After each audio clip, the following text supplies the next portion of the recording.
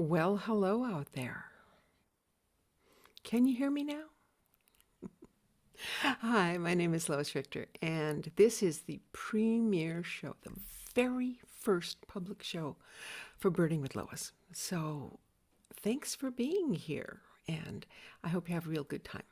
I want to explain a little bit, since this is the first show, what's going on, what to expect, that sort of thing. We have an email address, birdingwithlois@gmail.com.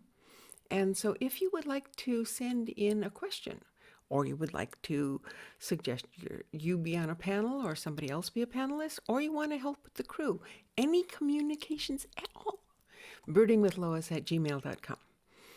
Our website is not yet up. Sorry about that. But our YouTube channel is, and it is, well, obviously you know what it is because you're there, Birding with Lois. All right. So how it works. We get questions. We get questions from you in the email. We get questions occasionally. I think in the future we will get questions in the instance as the show is going on through something called Makana. And then we look at the questions. The panelists beforehand say, well, I want to answer this one. I want to answer this one. I want to answer this one.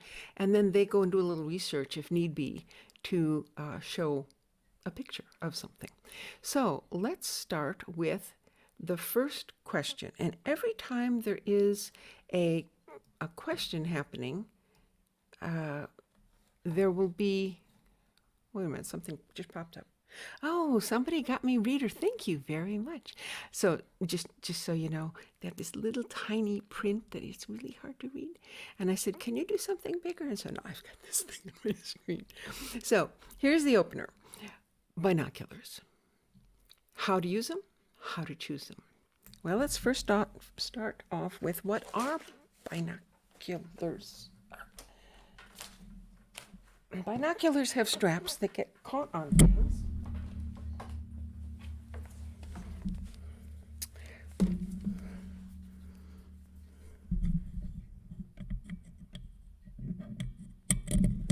And then they pop out your microphone cable so nobody can hear you.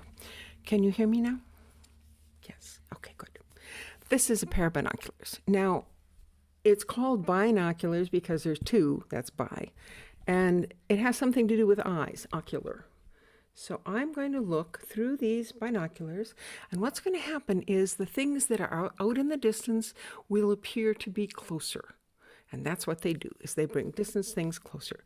So first thing you want to do when you have binoculars is you want to make the adjustments so that this matches my eyes. So I'm going to make this closer together or further apart. You can see that I'm just turning the binoculars, and you'll get that set up for yourself, and then you'll never have to change it again. So that's about right. Okay, on binoculars, there's a strap.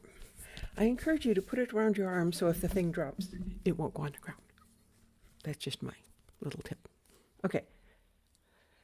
The way that this works is there's this knurled knob in the middle, okay? And there's one big one, and it shifts the focus back and forth.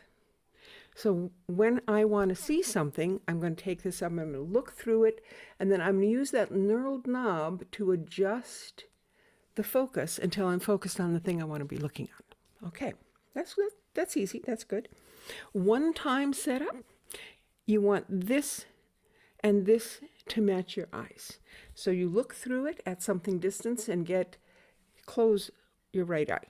You look through it with your left eye, you get it so that it is sharp in focus. I usually use a twig on a distant tree or the edge of a building, anything that you're going to have a sharp line on. And then you close the other eye and you use this little knurled knob right here to adjust the focus so that that twig is now sharp in both lenses. Now this is now adjusted to me. If I were to give it to somebody else, then, you know, their eyes aren't going to be the same as mine. That's okay. All right, what else do you need to know about it? Well, that's about how to use them. The way to use them is you look at the bird. Oh, I see a bird up there. And look at the bird. Continue looking at the bird while you bring the binoculars up to your eyes and you interpose the device between your eyes and the bird. The reason you do that is because you will be looking at the bird. You will automatically be focused on the bird. If I go, oh, there's a bird, and then I look down and I find my binoculars, and then no, this I'm only seeing a little bit, and it's hard to find that bird. So there you go. There you go. That's how to use binoculars. How to choose binoculars, I say, go into the store where there's lots of binoculars and take them, go to the front window, look out in the parking lot. You want binoculars that will focus on the distant tree way at the horizon. You also want ones that are going to be able to focus close up, like right there at the base of the front car. All right. And so you need both of those, because when you're looking at birds, you don't know where they're going to be. For me, the most important thing on the binoculars is how sensitive this knurl is. So if I'm looking for a bird, it's in a bush, I hear it, I know it's in that bush. I'm going to start by focusing on the front of the bush, and then inch by inch by inch by inch, I will go until I'm at the back of the bush. Someplace in there's going to be a bird. But you have to have a very sensitive adjustment in order to be able to see that. So that's my take on using and things. And this happens to be my husband's binoculars, and it's a Nikon Vision. What does it say? I don't see numbers. Okay. Now let's go around and have everybody on the panel say what they're going to use, in what they do use rather, in their binoculars. So let's go, Chris and Steve and TJ. Chris. How are you? Good morning. So the binos that I use are Nikons. I chose it for the clarity of the lens. They are roof prism binoculars so that they are slimmer. And I also use a harness because I do a lot of birding, and the harness keeps the weight of the binoculars spread across my shoulders. When you use binoculars for a long time, turning the knob ends up being second nature. It's like driving a car. Your fingers automatically know where they're going. So I have a pair of binoculars that I leave in the house so I can see the birds in the backyard. And then I have a pair that I take with me everywhere, and they're my go-to binoculars. My suggestion, if you're going to buy binoculars and you're considering a pair from the store, call one of the 1-800 birding places like Birding's Optics for Birding, and ask them for their recommendations in a binocular that's in your price range.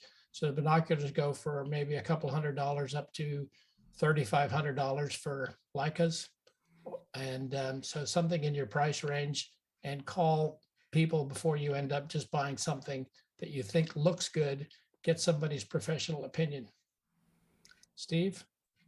Hey, thanks, Chris. I use Nikons also. These are the ProStaff 3S. And one thing I like about them are these adjustable eye cups, if you can see that in front of me. So you can adjust these to fit how you use your binoculars. Right now, I don't have glasses on, so I would have the cups out all the way. There are times when you may have a pair of glasses like these, and so the eye cups are down and I can see just fine.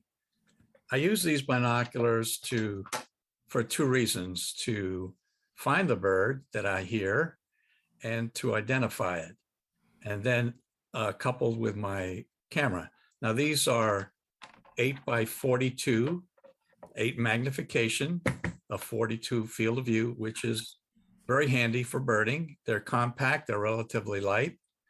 And my camera has up to a 300 millimeter zoom, which is the equivalent of 6 power. So these binoculars are a little more powerful than my camera. And the binoculars have a much wider field of view. I can see everything around it, the habitat, other birds that are in the area. Now I have another optic that I use. It is a spotting scope, which is 20 to 60 power. I use that for birds primarily that may be resting in a place on a mud flat or something like that. They're not moving around much. So I found the binoculars that I have are my best all-around bird ID tool that I have. And back to you. Who's next? DJ. I'm next. Thank you. So, yes, interestingly enough, I too have Nikon binoculars. We didn't plan this. Honestly, we did not plan this. I actually have a couple different sets of Nikon binoculars. I bought another one when I thought I had lost my old one. And so this one is a 10 by 50.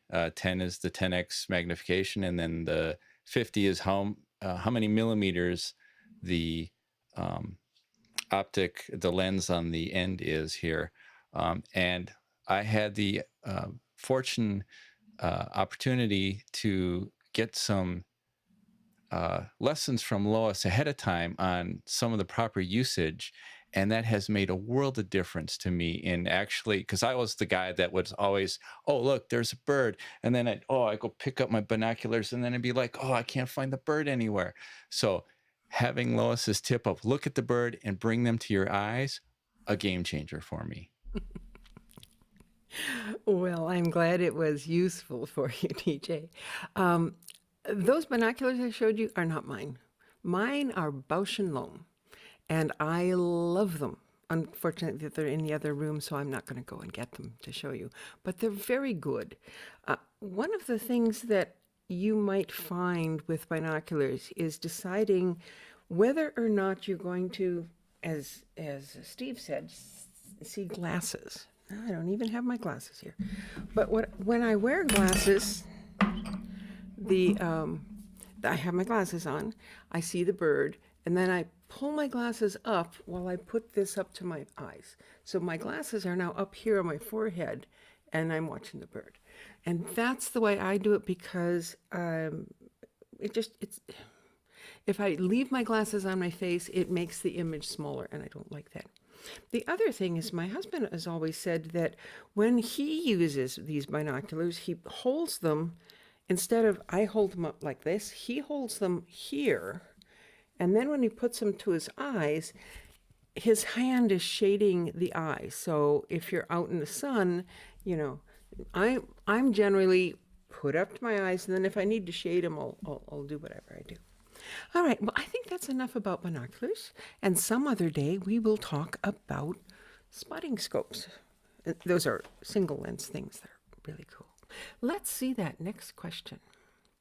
All right, this is from Ray Franklin, who is in Mount Dora, Florida, in the USA. When considering binoculars, what is the trade-off for lighter weight? Do you have a sitting down pair and a walking around pair?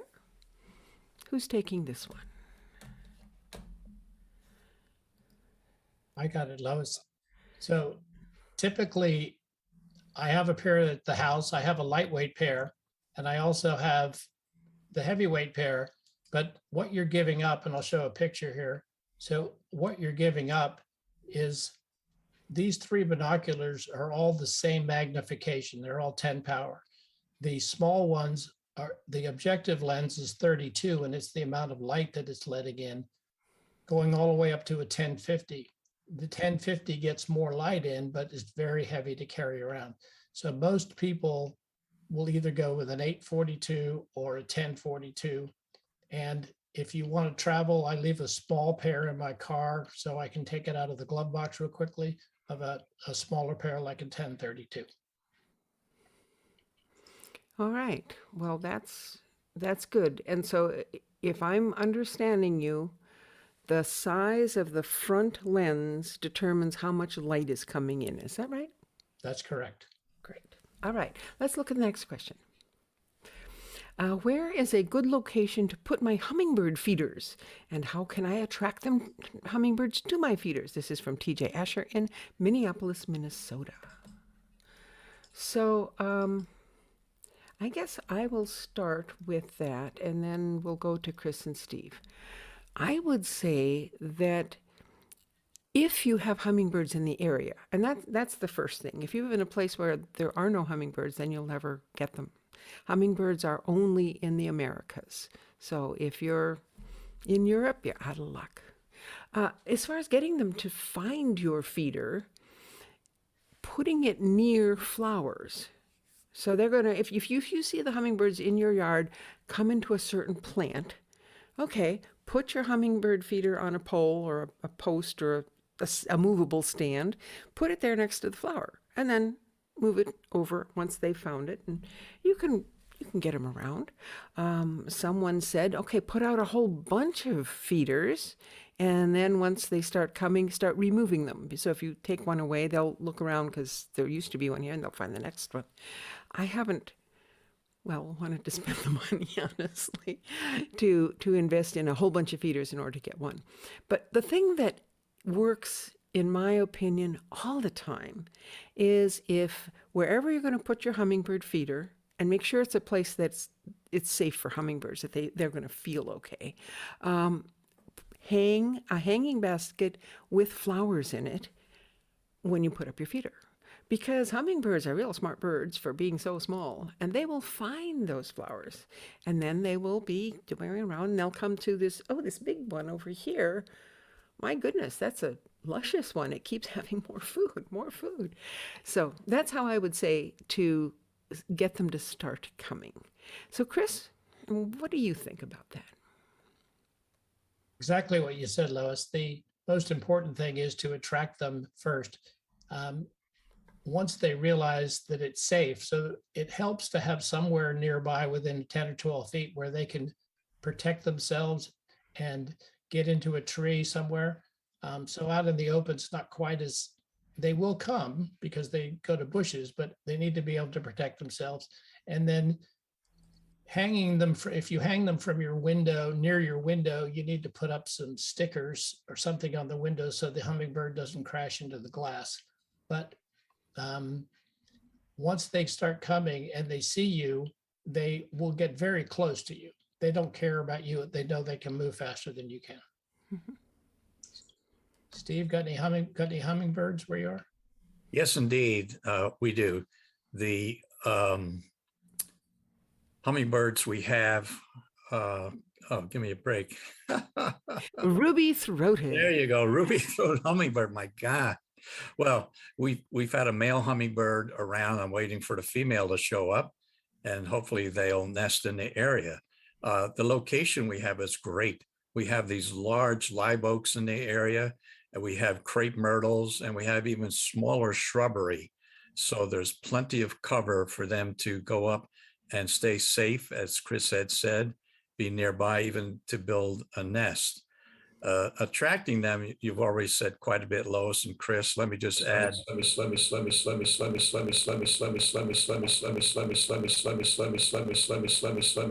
getting a feedback.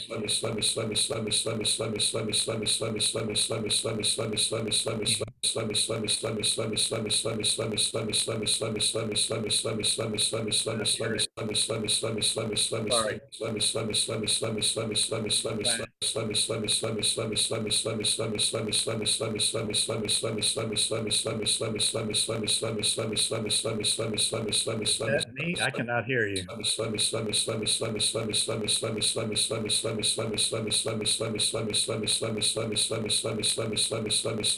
I believe that's Lois. Lois, if you can mute yourself for a moment, Lois. Okay, apologize for that, folks. I was about to say that the sugar you use is important. It should be 1 part sugar to 4 parts water. Make sure your water is clean.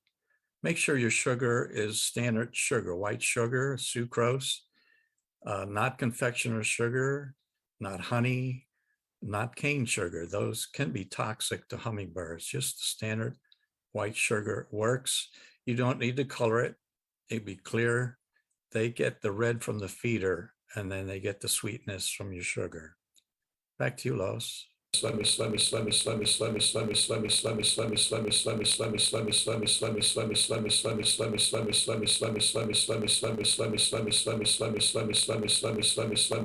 Lois, we're having a bit of an audio issue.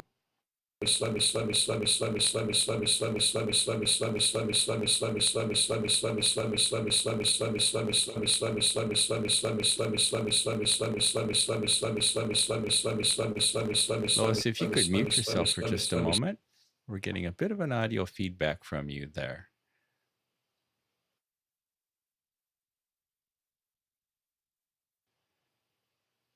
And it might be a opportunity to maybe turn your sound off and then back on again.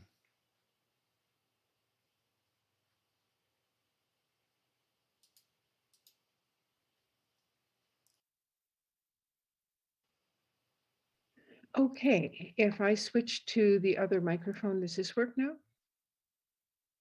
I can't hear TJ. Yay, we got you back. Okay, I just turned off the, oh well. It's a wonderful day. We're having a good time. And let's talk about our next question. Thank you. Nick Pavlinak wrote in and asked, how do you avoid ants and wasps being drawn to the hummingbird feeder? And I will say, because my husband gave me this thing to show, this is a moat. All it is it's got two hooks, one at the top, one at the bottom, and a little cup. And you just pour water in it, you hang it up, and you hang your feeder from it. Ants can't swim. So there you go. Steve, do you have any tips on avoiding wasps? I need to turn your mic on.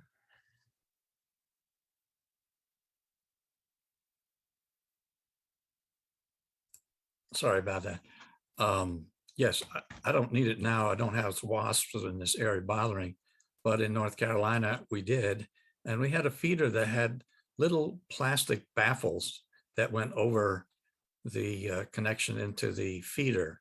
And that kept the bees and wasps away because they could not get to the sweet sugar. And that worked pretty well. Otherwise, like you had said, that moat is what we're using now, and we don't have an ant issue either. Back to you, Lois. And the type of feeder that you get. Sometimes you'll get the beautiful, swirly glass thing with a little tube coming out of the end. And it's like one tube. It looks sort of like the thing that you give water to rabbits with. That has an opening that the wasps can land on and get into the sugar water. So that's not a real good style. What you want is something that the opening is small enough that a wasp can't get into it, and that the sugar water is not at the top of the opening. There's a little gap, an air gap, so a wasp can't get to it. And then the hummingbird beak can go right down in there and get that and get right back out. So it's the style, I think, is the key thing on that one. All right, what is our next question? Mary Williams in California writes, where and when can I see birds? Oh, that's a very open-ended question. Let's start with Chris. And if anybody else wants to chime in, feel free to mark that question. Go ahead, Chris. Well, you can see birds anywhere, especially in your backyard. If you feed them in your backyard, you can go to any local park, somewhere where there's green and there's greenery. You can go out to the desert. You just have to be aware of them. If you go deeper and deeper into eBird, Cornell University has a site called eBird, and eBird will teach you where to find hotspots in your area, and they're collated by a lot of birders that have been birding there, and you can find the best park in your area to see the most number of species. And I use eBird every day to see what's been seen lately, and then I'll go figure out how long. It's very I'll show you here real quick. So you can actually go into eBird, and you can select a region, and I'll just say San Diego. And it'll tell me what birds have been seen in certain vicinities. So if I'm looking for a bird, I can go to hotspot maps, and I can find all the hotspots in my area, and you can drill down and find a hotspot in your area. And it's very, as you can see, it's very fast. And if you click on a hotspot, you can then say, you can view the details and you can see what birds have been seen there lately. It's an incredible resource for birders, and it's an incredible resource for science because of the amount of data that eBird collects. Back to you, Lois. On to Steve. Yes, where you can see birds, Chris, the connection to eBird is very helpful. So I'll take where I am in South Carolina. One of the biggest places, about 250,000 acres, is the Francis Marion National Forest, just above Charleston. I went there once in February, and I had a great time. There is swamp area, there is longleaf pine savanna. The habitat richness is there, the variety, the many different species are there as well. When can you see birds? Well, a big time in most places is at dawn, actually, just before sunrise is a great time. You can be out in the woods or wherever, and the chorus of birds is overwhelming at dawn. And actually, it's not on the question, but what I use is an audio recorder. I go back home and I sift through it, and I can hear birds like the blue-gray gnatcatcher, northern parula. These are very high-pitched birds. And well, I'm getting off track, but anyway, I love birding, and dawn is great. I'm also a night birder for the nightjars like whippoorwills and chucksquills, widows, and nighthawks. So you can bird at night, you can bird in the middle of the day, but for me, it's dawn and nighttime. And to you, Lois. Well, basically, everything everybody said is very true. And one of the best ways to see birds is to follow birders around. Well, that's a little rude, I guess. So what you can do is go to your local Audubon Society, contact them, find out when there's some trips coming up, and you can go along, and the birders who are leading those trips are going to show you where the birds are. They'll help you figure out how to find birds. You know, do I hear it? Do I see it? How do I know that? And we're going to go into that in a little more detail next show. But the birds that you can see are basically any place that there's nature. I mean, if you're in a city, you're not going to see much but pigeons. But if you're out in the country, even if just a little bit out in the country, you're going to see so many things. The hardest part about turning yourself into a birder is paying attention, so that as you're taking your walk, or maybe you take a daily walk and you walk around your neighborhood, the same path all the time. Well, pretty soon you'll notice something flit by and you go, well, oh, that's a bird. Well, maybe I'll figure out what that bird is. Well, maybe that's George. Maybe that's Henry. I don't know. But once you start doing that, you'll see the same birds all the time, because you live in your house, they live in your neighborhood. A lot of birds are local. I guess we're getting a little off topic here. Let's go to the next one, which I think Chris already started answering. This is Michael Johnson of Lafayette, USA, saying, what are some local hotspots in your area?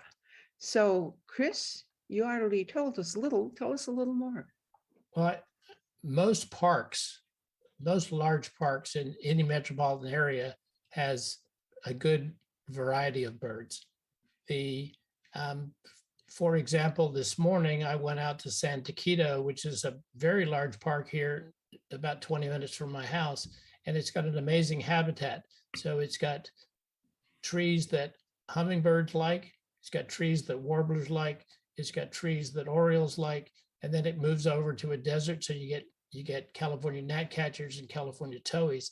So part of the thing is like Steve said, getting up early and going to a park somewhere in your neighborhood. You can call, which I did when I moved to San Diego, is I reached out to the Audubon Society and I asked people where their favorite parks were to see birds. And I made a list of, just sat in my notes and made a list of the favorite places to bird. And I've gone to each one of those. And then you end up getting your own favorites and you pass on to other people. It's right. We have a lagoon very close to the house that I get all sorts of wading birds, shorebirds, ducks, depending on the tide. So anyway, depending on where you are in the country, you get a good example. Steve, I really wish I could go out and look for nightjars at night. That sounds like actually a lot of fun. I know you're doing a lot of listening at that time of night, but the whippoorwills and the poorwills are just incredible because you can, if you drive down dirt roads at night, you can see their eyes shining back in your eyes. So it'd be fun to do. Hey, come on over, Chris, anytime. I guess it's to me. Like Chris was saying, government land, for instance, is great. Something with some acreage, 1,000 or more acres, game lands, national forests, wildlife preserves. There are many private as well as public wildlife preserves. We have quite a few of them here in South Carolina. Hey, if you want to make a beach trip out of it, go to Hunting State Island here on the coast of South Carolina. I'm sure California has its share as well. You can take your family, maybe you'll get some of them interested, but if nothing else, you can have a nice time at the beach. So there are many places. I'm also involved with my daughter, who's got a master's program in wildlife management, and we go to a private wildlife preserve, and it's a privilege for me to get into that place and to observe their wildlife there. And if you have an opportunity where you live, try to find somebody in your area that does a lot of birding and ask, where can you go, or maybe even tag along. Because if you can tag along with a experienced birder from your area, you will find your local hotspots. And to you, TJ. Hey, thanks, Steve. In the Minneapolis area, there's a couple of locations that I'd like to highlight. One is south of the metropolitan area. There is a place called the Minnesota Valley Wildlife Refuge, and it runs along much of the Minnesota River along the southern half of the metropolitan area. And it literally runs for miles and miles. And there are just dozens and dozens of hiking trails all throughout the area. There's actually a nice visitor center for that particular refuge that you can go in and learn about some of the wildlife in the area, and a lot of birds hang out in that refuge. I see a lot of, now I can't think of the name, herons and whatnot, some of the larger birds in the summer and the spring. And then on the north side of the Minneapolis metropolitan area, about 30 miles north, there's another refuge called the Carlos Avery Wildlife Refuge. And that one you can actually drive your car into. So it's really great if you have limited mobility and you want to get really close to wildlife. There's a lot of roads that kind of go through that whole area. And most of them are gravel, so it's safe to drive your car through. Watch out for the sand. If you find a sand road, don't go on that in your car. But the gravel roads are good. And bring a pair of binoculars, and you can really get close to a lot of the birds in that wildlife refuge. So that's Carlos Avery on the north side and the Minnesota Valley Refuge on the south side. Back to you, Lois. Yeah, so we in Davis are so lucky. We have so many lovely places around. Now, I should tell you that Davis is in an agricultural area. The Central Valley of California is flat, absolutely flat. But there are little rivulets and creeks and stuff. When our city was created, they had to create, because it's California, they had to create places for the water to drain off, because once you build houses and roads, the water isn't going to percolate down into the soil like it usually does. So they made these catch basins, they're called. And well, if you're going to have this sunken area, might as well turn it into a pond. And if you're going to have a pond, might as well plant it for good habitat. And next thing you know, we've got North Davis Pond, and we've got West Davis Pond, and we've got the Toad Pond. Well, I won't explain that, but anyway. And so all this within the city of Davis, we have that. And then we've got a university here. So the University Arboretum has waterways through it, and you can go birding out there. So there's lots and lots of places that you can find birds. Nearby, we have, let me explain that again. We are on the Pacific Flyway, meaning from Canada down through the Central Valley, down to Mexico or South America or wherever, and back up again. We have places that have been stopping off spots for the birds that are migrating through for centuries. And as the agricultural lands have eaten up more of those, that's become harder and harder to find those spots. Some places, such as right next to us, we have a wetlands that has been recreated. And so land has been purchased, and then it's managed by the Fish and Game for the state of California. And then, anyway, wonderful places. Now, if you didn't know they were there, you'd miss them. So how do you know they're there? Now, Chris keeps talking about eBird. eBird is a place where I can take my list of birds that I've seen and I can put it into my account and keep track of what I've seen when. eBird is also a place where I can see what other people have seen if they share. There are other places that you can go and find hotspots. Audubon Society has lists of hotspots in different places. So again, ask your neighbor birders, they'll tell you where their favorite places are. And then when you put in your list to eBird, you can say, and I want to nominate this as a hotspot. So there you go. Okay, TJ, did you want to jump in on this again? Yeah, I did, Lois. You reminded me. There is a place in Duluth, Minnesota, which is a couple hours north of me, but in the autumn, because it's next to Lake Superior, as the birds start migrating south, they get to the lake, and they don't want to fly over the water because they don't know, food or anything like that is available to them. So what they do is they start hugging the shoreline. And in Duluth, because it's next to the lake, there's a very large hill, and there's a road called Skyline Drive that runs along the top of the hill.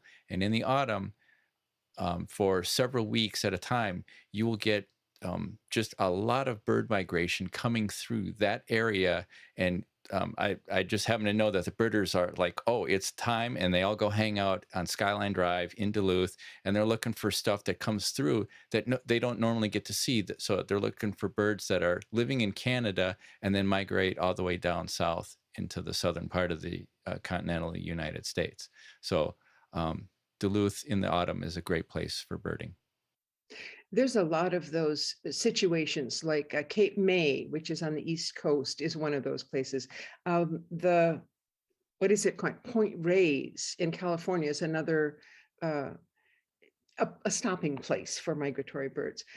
I want to tell you, in addition to Davis, that the hottest hotspot I have ever found is in the edge of Texas and Mexico. It's called the Rio Grande Valley, or the Rio Grande. And there are incredible birds that hang out there. They come, you'll see some that are from Mexico that you won't see anyplace else in the United States. So again, more and more and more hotspots. Okay, what is our next question? Finally, we get a question that has pictures with it. So just so you understand, as we are going through the questions that have been sent in, sometimes people go, okay, well, I'm going to show an image for that. Now, Chris has his own way of doing it because he can show his image on his slide. I can't. And so I've put it up and we have someone who's going to show them for me. So here's the question. I'm told that robins in America are different from robins in Europe. Is that true? And how did they get to be different? So that is my question, and I will tell you what I found out. If you could please put up that first slide. This is graphic. And there we go. All right, that is an American robin. Now, that's a big bird. It's a thrush. It's not a tiny little wimpy thing. And look at the bill on that. That robin can eat some serious food. All right, look at the next picture. And there is a robin flying. Now, notice from the back, it's very bland looking. In fact, if you have a robin sitting and facing away from you, it's quite difficult to tell it's a robin because from the front, there's a bright rusty red color. Let's look at the next picture. Now, this one is the European robin, tiny little bird in comparison to our thrush.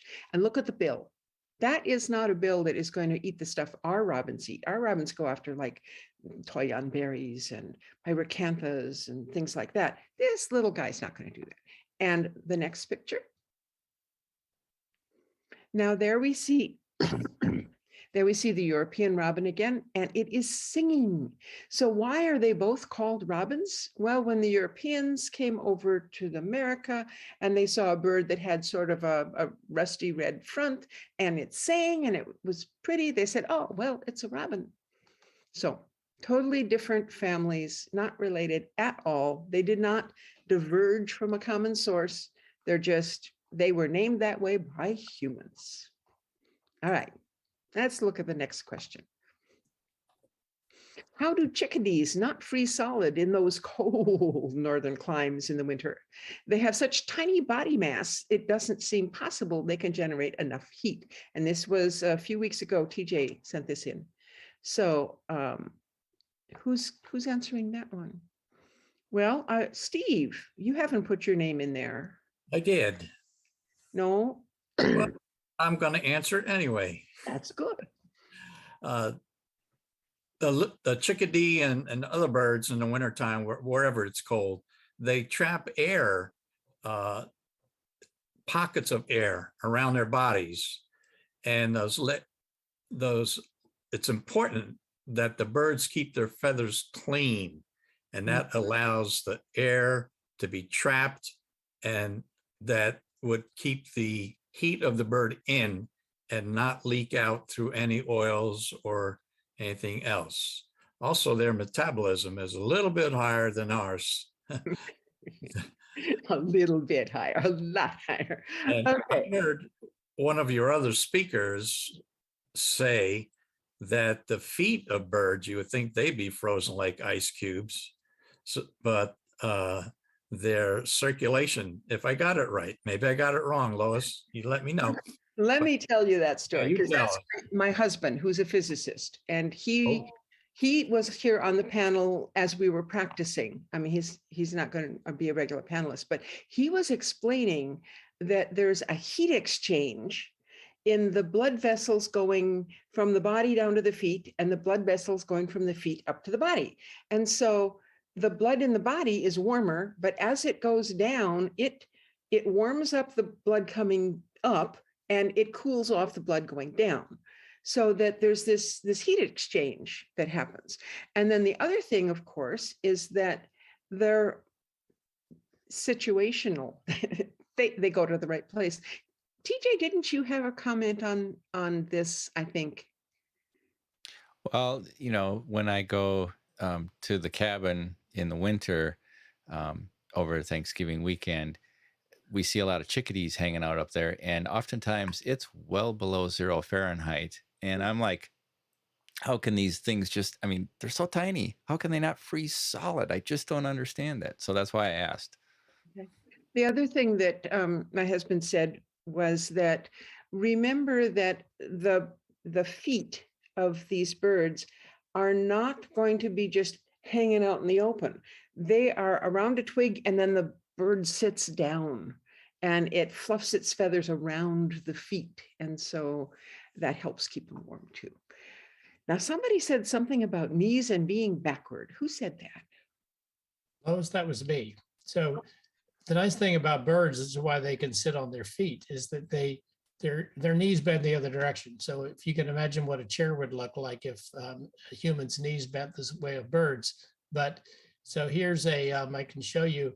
This is a chickadee sitting on his feet on the limb, and he keeps his feet warm. So what the chickadees really have to do in the wintertime is they have to be able to, with their feet are about 30 degrees, they have to be able to still hang onto the twig that they're sitting on. So their heat exchange keeps it in, and then sitting on their, trying to put the fluff all the way over their feet helps them keep their feet warm.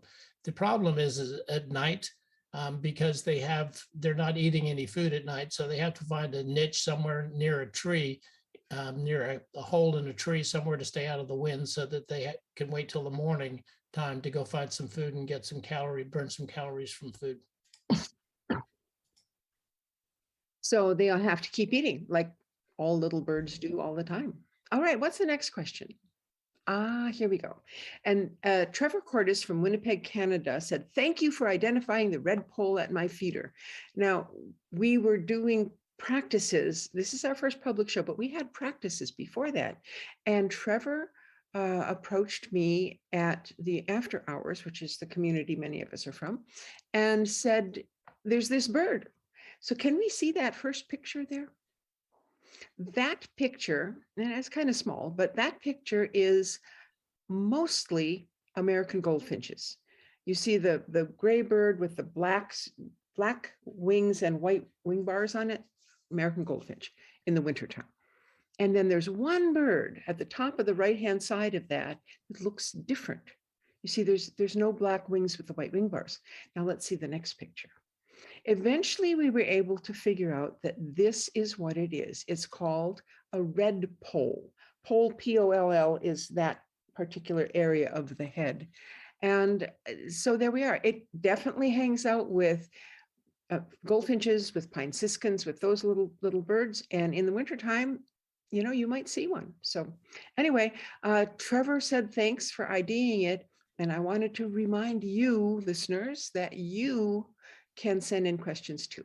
And if you have a picture that you want ID, fine, send it along. It's email, just send it on in. I think we have a slide of our Birding with Lois thing.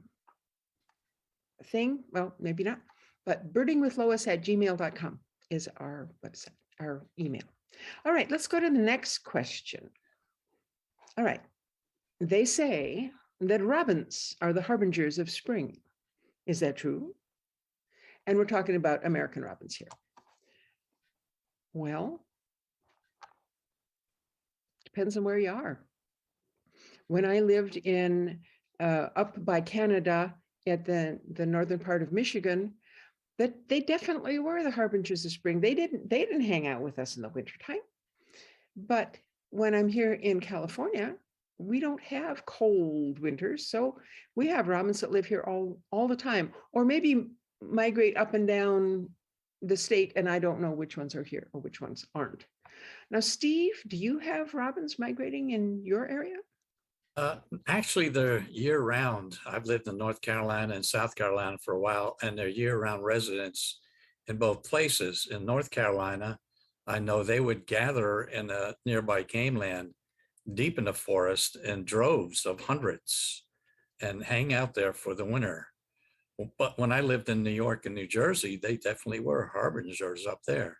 Mm-hmm. So down here, there's at least a couple, there are many birds, but one is my favorite, the whippoorwill. I've mentioned it before. They came in recently. I did not hear them in early March, and I just started hearing them in early April. And I think that other people found them a little bit sooner. Also, the great crested flycatcher has just come into our area. It's very common, but it was actually reported and listed as a rare bird 2 weeks ago, because 2 weeks ago, it mostly was not in our area. So robins down here, not so much harbingers, but they're a great bird anyway. So harbingers of spring. Chris, you're in San Diego. You got anything to say on this? Well, I've seen robins all over the country at any time of the year. The idea that the harbingers are spring, probably a misnomer. It's probably an old wives' tale. Here's a picture from eBird that shows this is taken from, this is birds seen December to February throughout the US last year. So this, now where there's the darker purple, there's more, and like Lois said, up near Canada, you probably don't see them in December, but you can see all the way up into Juneau, Alaska, even out onto the Aleutian chain out there. You get robins, so they're a wonderful bird. I heard one singing this morning. They're just they're very cheerful. I think probably what people were talking about is they really sing incessantly in mating season. So it's really nice to hear. All right. Let's have our next question. And I do want to let you folks know that if we didn't get to your question today, don't worry. We have a whole database of questions coming up for next week and the week after that and the week after that. This one actually came from me. And that's because there was an Anna's-sized hummingbird at our feeder here in Davis, California, that had a completely red head, but its gorget, that's this part down here, did not have the fringe feathers. What could it be? So let's first look at what a typical male Anna's hummingbird looks like. And if we see that picture, you'll see that the red on its head is a bright rosy red. Let's get rid of me and just show you the bird. So the bird has feathers attached to its head that overlap, and you can see that that fringe is actually not from the breast, even though it's touching it. Let's look at the next one. When you see an Anna's hummingbird, if it's looking directly at you, you'll get that rosy red, vibrant color. If it's not looking directly at you, it will look more black. And so there are times when they sort of hide. And then if they want to intimidate someone, they stare right at you. And there you go. Okay, so those are both adult male Anna's hummingbirds. Let's see the next slide. Now, this is a picture of an immature. And if you can see closely enough, you'll see that the red feathers are growing in, but they aren't all the way out yet. They aren't covering the entire bird. And the final picture, and this was a picture of a young male Anna's hummingbird. And I was right the first time. The feathers take longer to grow, the longer the feather is. And so this one it's got the red head, but its gorget hasn't quite gotten as long as it's going to. Okay. So that's Anna's hummingbirds. Let's see the next question. And he said, now this comes from TJ, and he put this in a couple of weeks ago, and it says, we saw an iridescent blue-bodied hummingbird one time in our yard. Any idea what species that could be? We are in the Minneapolis area, and it seemed it was a rare sighting. So TJ, yeah. It's a rare sighting. The hummingbirds you have up there, as far as I could find out, don't have any blue bodies. So my suggestion to you is when something like that happens, assume it's a rare bird and call your local Audubon Society or the Rare Bird Alert or whatever the group in your area is of invested birders, and they will know what it was you saw if it's a bird that isn't usually there. Chris, you got any ideas what this could be? Likely wasn't a hummingbird. Sorry. In Minnesota, there's only male and female ruby-throated hummingbirds and occasional rufous. Blue-bodied hummingbirds or hummingbirds with any blue on them at all are somewhere down by Texas, possible. So the TJ is one of those things that they happen so quickly that you think it may be a hummingbird or it might be a hummingbird, but if you call Audubon and tell them you have a blue hummingbird at your feeder, there's going to be a stampede. A few years ago, there was an African reef heron in Massachusetts and came in, and it's the first time it had been seen in the U.S. And in a 2-day weekend, 8,000 birders flew in to go look at the reef heron. So first American sightings are something. So likely it wasn't, but if you have a feeder out there in the wintertime and you see something blue, please take a picture of it because I'd love to see it. So what Denis is showing on the program, which we weren't quite there yet, but that's okay. If you'd go all the way up to the top, Denis, way up at the top, and would you read us the name of the organization, please? Hummingbird Central. And I'm not sure of the URL, but Hummingbird Central is there. And the next slide, these are places that you can get information about hummingbirds.